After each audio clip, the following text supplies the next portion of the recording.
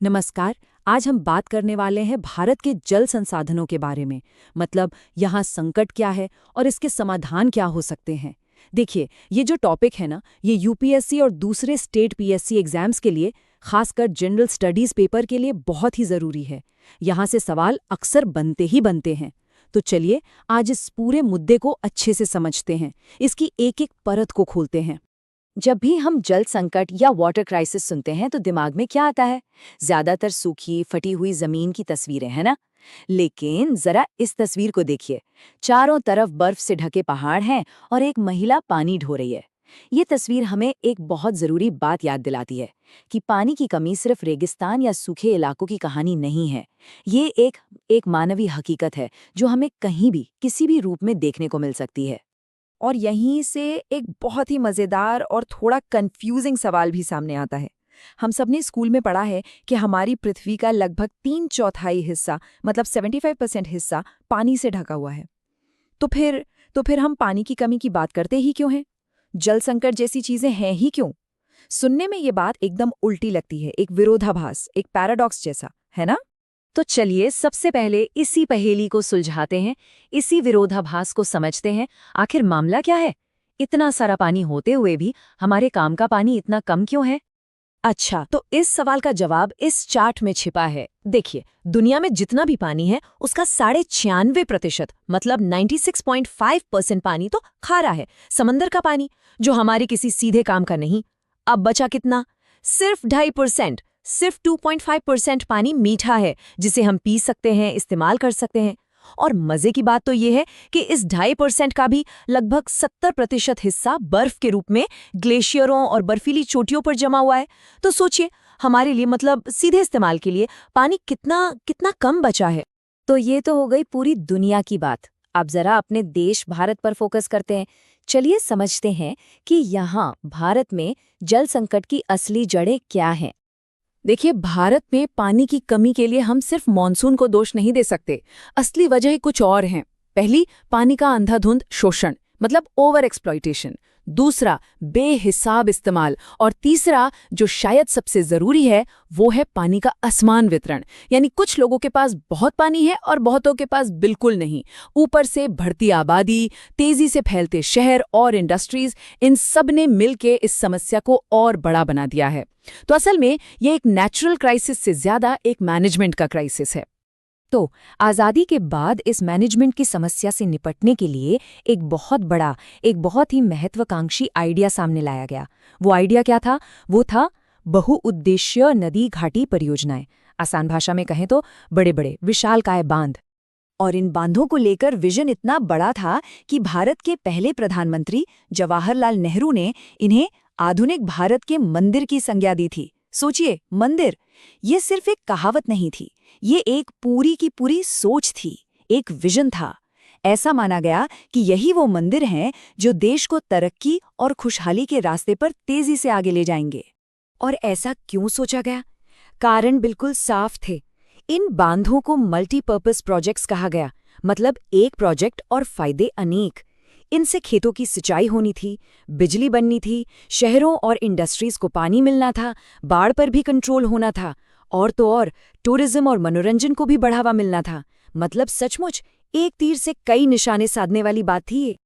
लेकिन जैसा कि अक्सर होता है, कहानी का एक दूसरा पहलू भी था, सिक्के का दूसरा साइड। और ये जो आधुनिक भारत के मंदिर थे, ये बहुत जल्द ही बड़े बड़े विवादों और बहसों का केंद्र बन गए। तो आखिर दिक्कतें क्या थीं? पहली बात, बांध नदी के नेचुरल फ्लो को, उसके कुदरती बहाव को रोक देते हैं।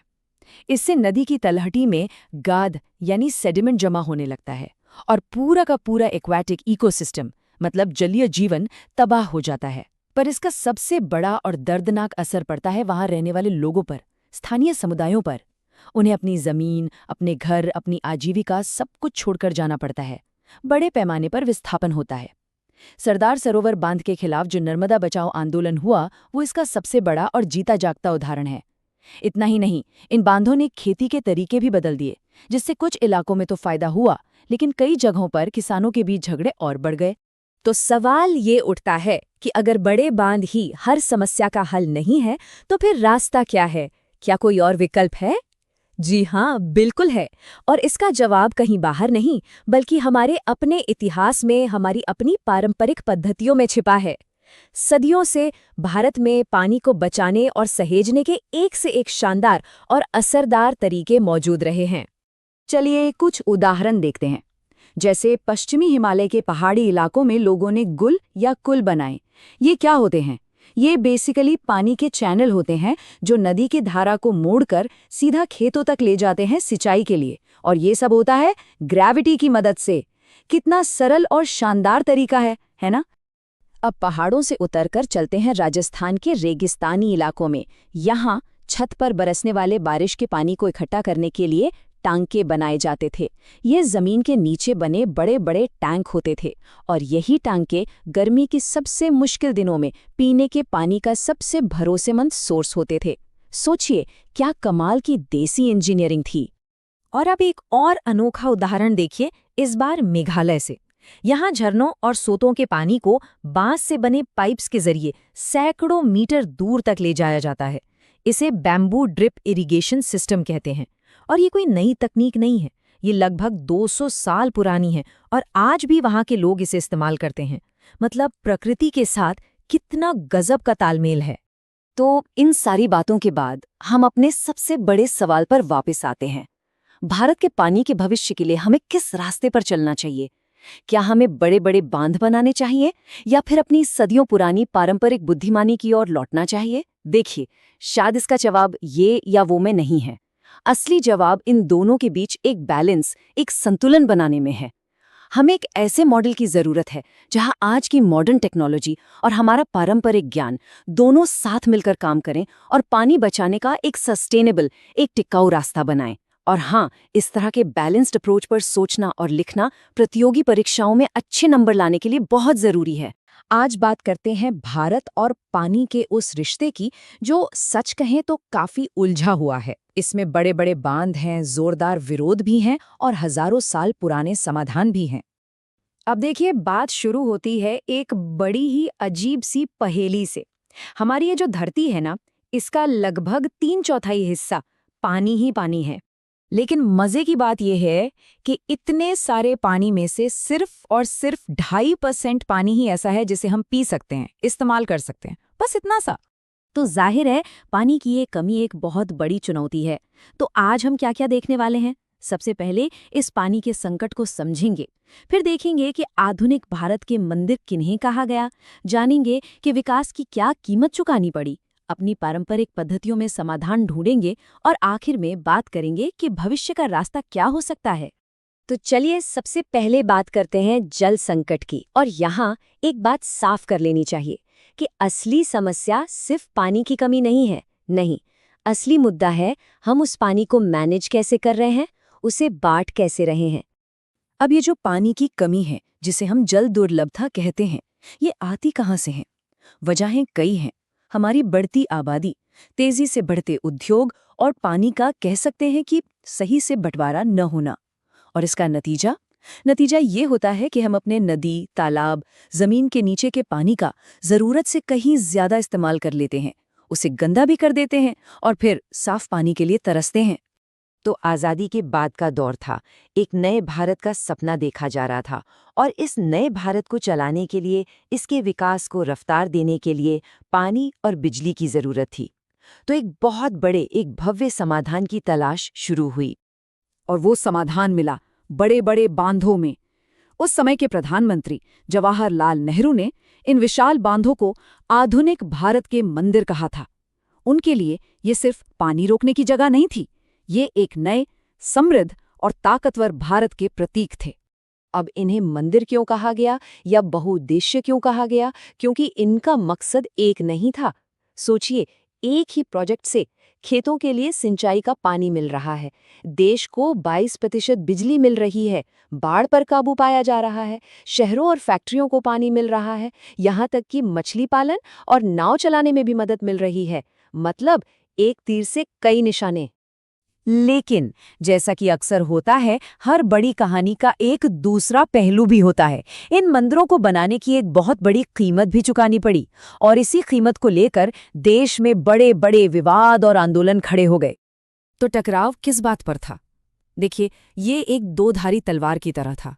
एक तरफ तो फायदे थे, खेती के लिए पानी, बिजली, बाढ़ से बचाव, शहरों को पानी, ये सब कुछ। लेकिन दूसरी तरफ थे वो हजारों लाखों लोग जिन्हें अपनी जमीन से, अपने घरों से बेदखल होना पड़ा। जंगल डूब गए, नदियां अपना रास्ता भूल गईं, और तो और भूकंप का खतरा भी बढ़ गया। तो सवाल यही था कि ये विकास किसकी कीमत पर? और ये बहस सिर्फ अखबारों या सरकारी फाइलों तक सीमित नहीं रहे। ये जमीन पर उतरी, लोगों ने आवाज उठाई, और इसी से जन्म हुआ देश के कुछ सबसे बड़े आंदोलनों का, जैसे नर्मदा बचाओ आंदोलन, जो सरदार सरोवर बांध के खिलाफ एक बहुत बड़ा संघर्ष था, या फिर टिहरी बांध आंदोलन। सोचकर देखिए, इसका इंसानों पर क्या असर पड़ा होगा।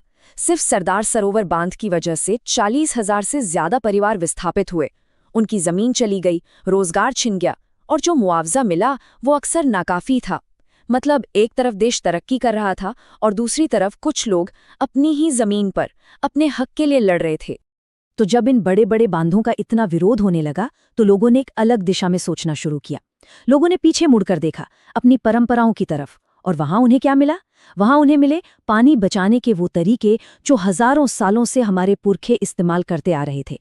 ऐसे तरीके जो छोटे थे, स्थानीय थे और प्रकृति के साथ मिलकर काम करते थे। और ये कोई नई खोज नहीं थी। भारत में पानी को सहेजने का इतिहास तो बहुत पुराना है। अब देखिए, मौर्य काल में ही कितने बेहतरीन बांध, झीलें और नहरें बनाई गई थी। या फिर 11वीं सदी की भोपाल झील, जो उस जमाने की सबसे बड़ी मानव निर्मित झीलों में से एक थी। दिल्ली का हौज़े खास भी तो सिरी फोर्ट को पानी पहुंचाने के लिए ही बनाया गया था ना। तो इन पारंपरिक तरीकों का मूल मंत्र क्या था? बहुत सीधा सा, बारिश के पानी को पकड़ो। मतलब उसे नदी नालों में बहकर बर्बाद मत होने दो, बल्कि जहां वो गिरे उसे वहीं रोक लो, सहेज लो। इसी सोच के साथ पहाड़ों में गुल और कुल जैसी छोटी छोटी नहरें बनी और राजस्थान के सूखे इलाकों में जौहड़ बनाए गए। और इसका एक सबसे शानदार उदाहरण मिलता है राजस्थान में रूफटॉप रेन वाटर हार्वेस्टिंग। तरीका बहुत सरल है। देखिए, पाइप के जरिए छत का सारा पानी इकट्ठा किया जाता है, फिर उसे रेत और ईंटों से बने एक फिल्टर से साफ किया जाता है, और इस साफ पानी को जमीन के नीचे बने एक टैंक में जमा कर लिया जाता है, जिसे टाका कहते हैं। और ये इतना कारगर है कि एक बार टाका भर जाए तो अगले मॉनसून तक पीने के पानी की कोई चिंता नहीं। तो हम कहाँ पहुंचे? एक तरफ है विशालकाय बांध और दूसरी तरफ है हमारी सदियों पुरानी परंपरा। तो इन दोनों के बीच भविष्य का रास्ता क्या है? क्या हमें एक को चुनना होगा? शायद जवाब किसी एक को चुनने में नहीं, बल्कि दोनों को साथ लेकर चलने में है। और इसका एक बेहतरीन उदाहरण है तमिलनाडु। ये भारत का पहला और इकलौता ऐसा राज्य है जिसने हर घर के लिए, जी हां, हर घर के लिए छत पर वर्षा जल संग्रहण को अनिवार्य कर दिया है, कानून बना दिया है। तो ये सब हमें एक बहुत ही जरूरी सवाल पर लाके खड़ा कर देता है। सरकारें अपनी योजनाएं बना रही हैं, पुरानी परंपराएं हमें रास्ता दिखा रही हैं, लेकिन इन सबके बीच पानी जैसे अनमोल संसाधन को बचाने में समाज के हर एक सदस्य की क्या भूमिका हो सकती है?